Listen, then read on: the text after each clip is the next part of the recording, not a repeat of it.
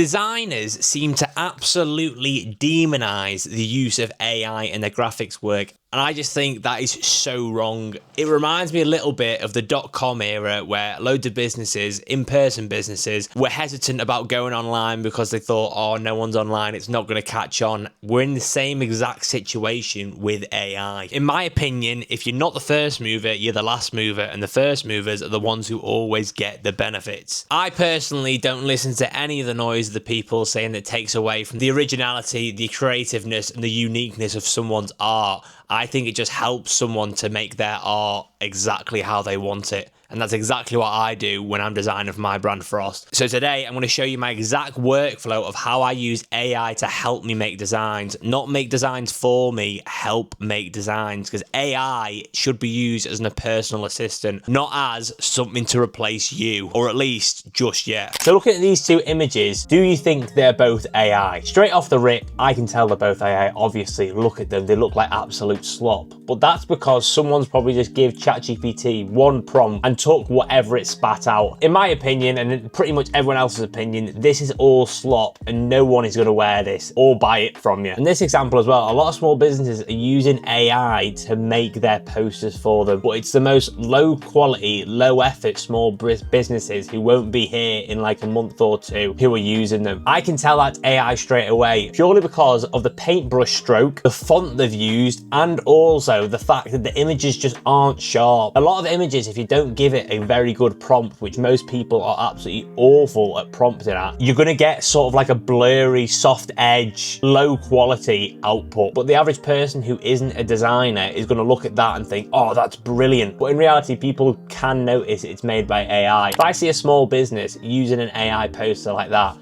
I just don't buy from them because they obviously don't put the time and effort to make their brand look appealing or attract the right customers. So why would I spend my hard-earned money with you? That's what you've got to be thinking about when you're using it and selling your products online. I'm going to show you two more examples and you're going to have to tell me if they have used AI or not used AI.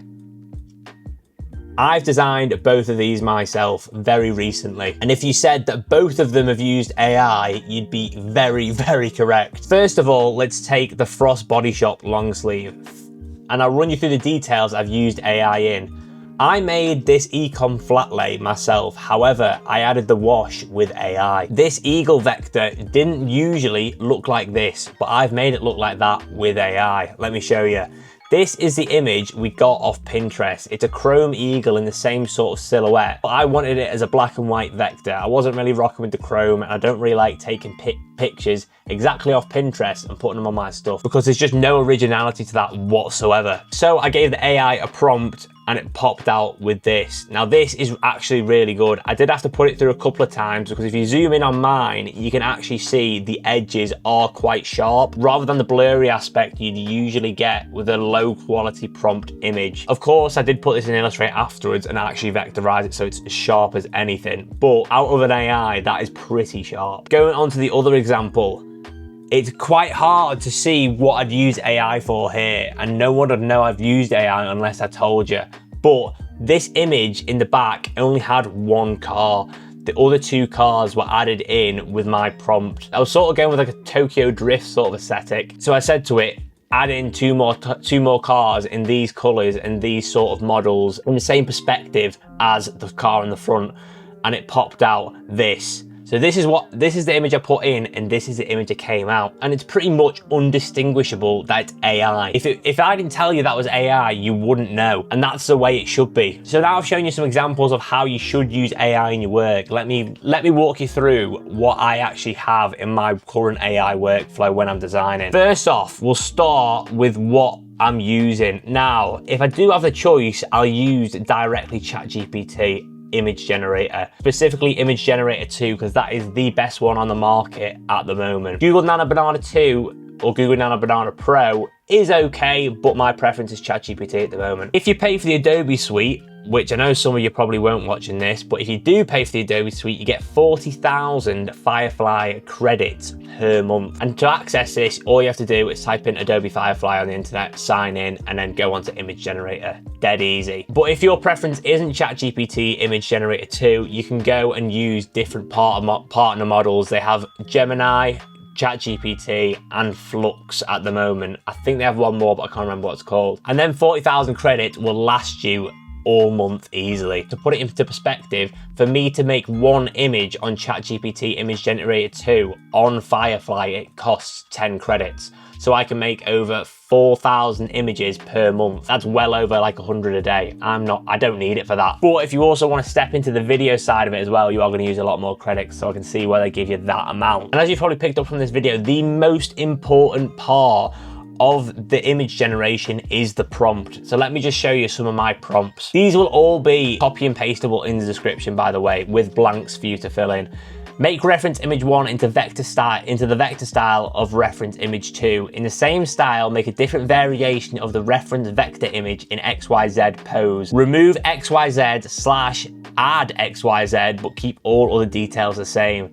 Upscale this image, keeping all other details the same. Using reference image 1, make me a new image in the same font style that spells XYZ. These are all very, very basic prompts, but it's concise and to the point. You don't want to give your AI a load of waffle. What's the point? Just say what you want, say how you want it in as little words as possible. Don't try and overcomplicate it or confuse it. Now, because I only use it to like tweak images or change the style of a vector or make a new vector with 2 different image references, my prompts don't need to be that concise. But if you do need something very, very detailed and a specific way, what I would recommend is either using Claude or ChatGPT and give it the reference image and say, this is what I have, this is what I want, give me a prompt in order to get this. It'll generate a prompt for you, and then you just feed it back to it and say, make an image, and it's gonna do it.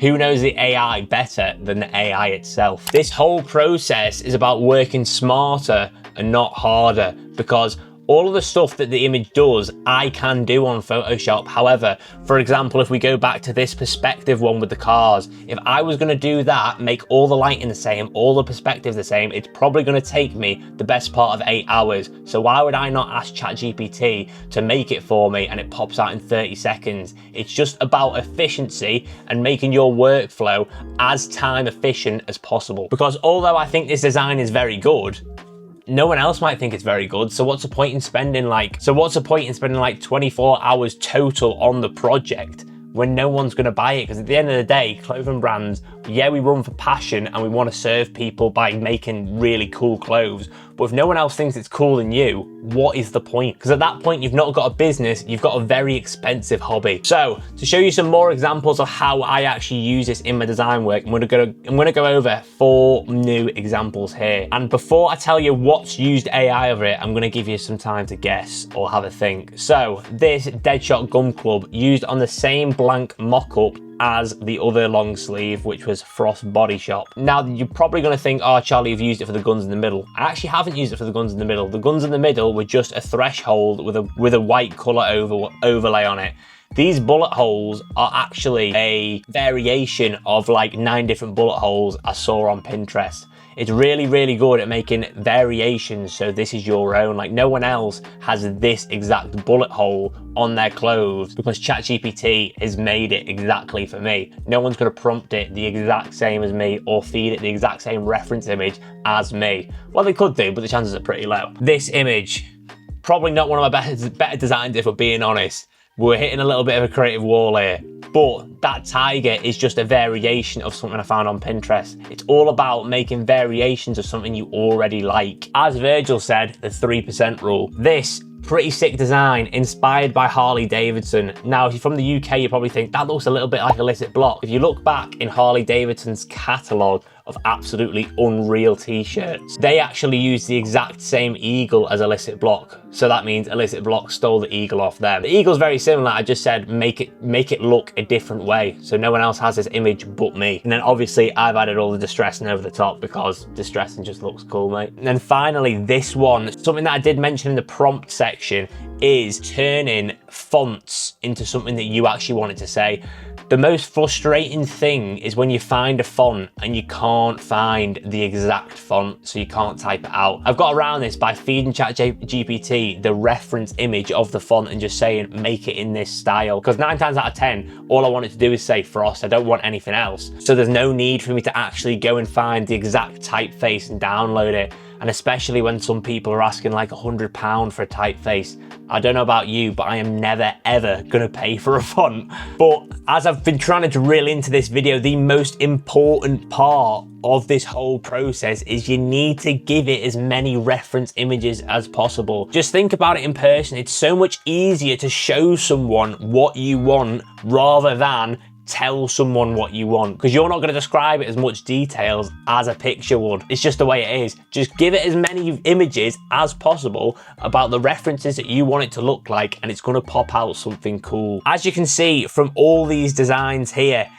every single one of them has used AI in some way, shape or form. AI is not bad for designing with. If you use it for the whole design, it's gonna look like crap. But if you use it to help you design, it's gonna look good. It's about helping you design, not letting it design for you. Anyway, I'm gonna end this video here. If you did enjoy, please make sure you like and subscribe. It does help me a lot more than you know. We upload every single Sunday at 6 p.m. Usually it's like a vlog style video, but this time I just decided to make an actual informational sit down video because I've been using this a lot recently, and if it can help someone else out, brilliant. If you have watched me before, we always end on a motivational quote, and although this is a different type of video, we're going to end on a motivational quote anyway. And this week's quote is the following: "An idiot in motion goes further than a genius at rest."